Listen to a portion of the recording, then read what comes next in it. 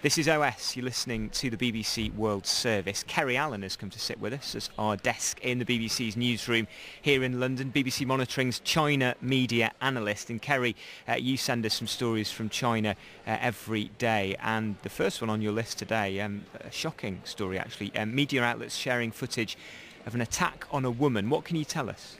This is, if you log on to Chinese social media today, this video cannot be avoided whatsoever. So a lot of hashtags are trending related to this surveillance footage in the early hours of a region called Liaoning province in northeast China. And this woman is just walking home, she's looking at her phone, and then from nowhere this man appears, and she doesn't appear to know him, and he punches her, and then he just repeatedly for a minute starts kicking her in the abdomen, in the head. And it's a horrifying video, and what's happened is that Chinese media outlets, all of them, all the big mainstream outlets, they have been sharing this video, and they've been calling on people to find and identify this man. A shocking case. It seems to have shocked a lot of people in China because it's so ferocious, because it's such a brutal attack.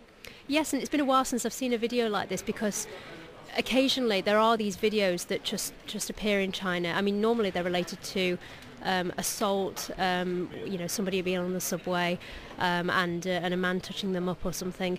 And what happens is, one media outlet shares them, and then lots of media share, and they identify this person, and there's a huge campaign across the nation to find this person. And in this case, they've identified the woman.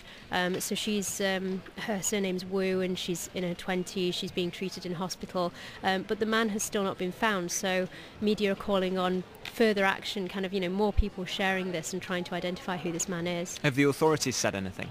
Yes, they have. The police have announced. They've confirmed that this is the victim, Miss Wu, this is the Dalian police, the city in which this has occurred. But no, at the moment there's just more calls. It's on TV footage, it's on social media, it's on absolutely everywhere. It's almost as if there's no other story today in China.